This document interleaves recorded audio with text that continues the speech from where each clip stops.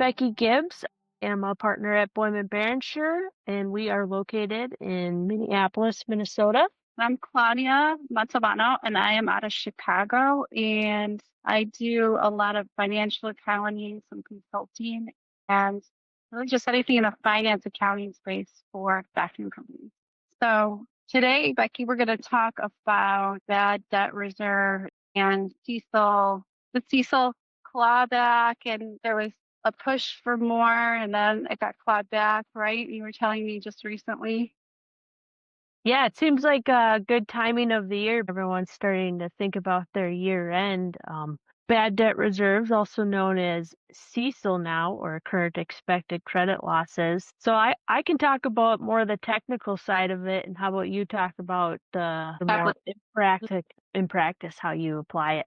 Yeah. So let's start with the technical, because you were telling me the other day that they just decided to kind of change some of the technical aspect of it again. So what was it, and then what is it now? Yeah, so a couple years ago, a number of you might remember that they changed bad debt expense to current expected credit losses. So what that meant was that you really had to dive deeper into what your reserve should be each year, and not just look at what the present economic conditions are, but look at the future too. So that meant that you had to come up with a reserve where you based it on buckets or your aging categories, and that you applied different percentages throughout, and that there's really just more thought put into what your reserve was. So that's the new standard. It's still there. That's how you should approach it. But in the current year, they came out with some practical expedient and a new accounting policy change that can apply to this. So the practical expedient means that you are able to look at just applying a rate to your overall receivable balance. So in my mind, that kind of goes back to the way most people were doing it back in the day of you just did X percent of your total receivable balance. Or you could look at how much your bad debts were on the year-over-year trend and apply that percentage. So basically, they're saying anything is acceptable then. That's what kind of.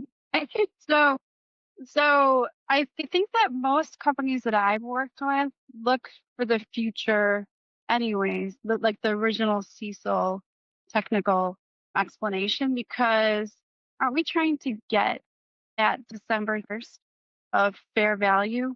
So wouldn't we need to be looking ahead to say what in our portfolio right now is going to go bad in the future, right? Is that how you view it too, as what is the fair value of your receivables? Exactly. So what it's getting at is there was technically supposed to be a much larger, deeper dive into your income statement approach on your receivable balance. So how much are your bad debts? How much are future bad debts? Where's the economy going? Things like that. So yeah, what your fair market value is. This practical expedient really allows it just to be easier. All right, I know when number of clients you and I work on, it's 1% or 2%. It kind of allows you to do that instead of looking at your aging buckets, or perhaps looking at industry lines, things like that. I think too, what was I going to say? This one is going to need to be ended out because I had another thought and I lost it. But I think it can change too. But you, as an auditor, like to see it consistent. Like, how do you view it on a year-over-year basis when you're doing an audit, right? Like, do you just like to see it consistent, or can you accept that it's changed because whatever the change is assesses it better in that year? We're okay with looking at if it changes year over year, want to see that you're changing it year over year to change performance. So say you had a higher percentage, but then the end of the year, your net income's looking tight. So you change that percentage not to have the bad debt expense that you usually would. But what we look at more is the income statement side. What have you typically written off? And how are you applying that to your current receivable balance? So There can be changes year over year. Really, changes are probably more of a good thing because it means you are looking at it, you're assessing it, you're basing it on your current customer base and the current economic condition. I mean, I have a number of clients where they might just set a dollar amount and they've let it ride, and that's not really embracing the standard. You Right, should. right. What if a company has had zero write-offs, though? Like, is that an acceptable amount then? You're like, well, if I look back historically for the last 3 to 5 years, I have zero write-offs. Is that Yeah, no, that is acceptable because you don't have that history. I mean, I have a number of clients where they work in it might change now today just based on what's happening, but usually government entities. They're pretty solid. You're going to get your money. Usually you don't have a reserve against that. Well, sense? I mean, there's if you can explain it, it's when you have the a very large unknown amount or you're in a riskier business, things like that. There's one Yeah. other is the practical expedient too. So the practical expedient, which is new, can be applied in the future, but you can early adopt this year too. It allows you to say you have an audit or review done. That or review happens in February. You could look at what of your December 1st receivables have been collected as of February and apply just the percentage on the amount that hasn't been collected. Yeah, and I know that you guys always look at that when you're in our audit our audit season. I feel like right before we close, you kind of ask for that last aging to compare it just to see if it's in line, right? Yeah, I mean, in the factoring space, as an auditor, you're not necessarily going to go out and confirm receivables like you would in a different industry. So what we do is look at that subsequent collection.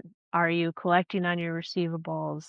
Um, Especially right before we're about to issue. Let's look at it again. Should that reserve actually be higher if you haven't collected on them? Kind of removing some of that risk that we can't necessarily get by doing a confirm procedure just because the customer base isn't your customer base. Yep.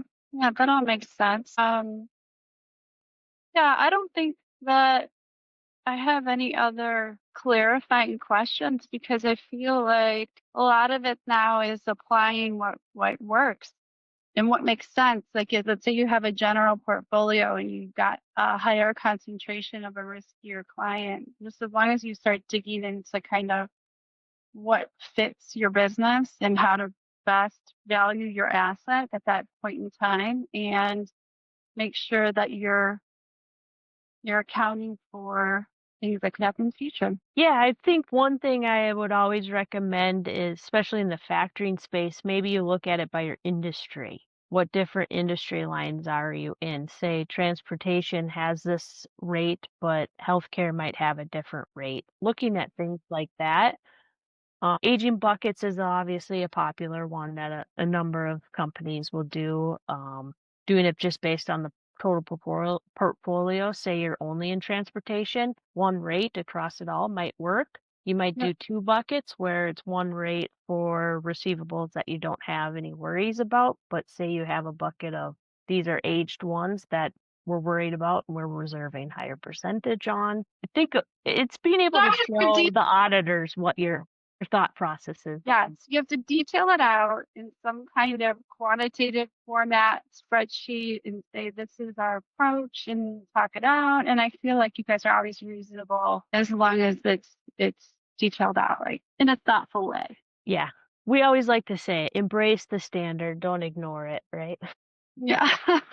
No, What are common approaches you take with your client base then? well, like you said, it depends on the industry. So, and I tend to work with smaller factors that don't have as much of a history. So in the past, we've taken I think it's a more simplistic approach when you just apply a percentage of NFE or receivables. But I feel like with the growing economic uncertainty and interest rates kind of being all over the place, just there's a little bit more easiness right now. I feel like maybe a more honed in approach, like looking at the portfolio as a whole, seeing where the concentrations are, maybe applying a little bit more to riskier clients or just kind of taking a deeper dive into it rather than just saying, 1 or 2% sounds good. It's industry standard. 3% if your portfolio is a little risky. Like just getting into more of a deeper dive.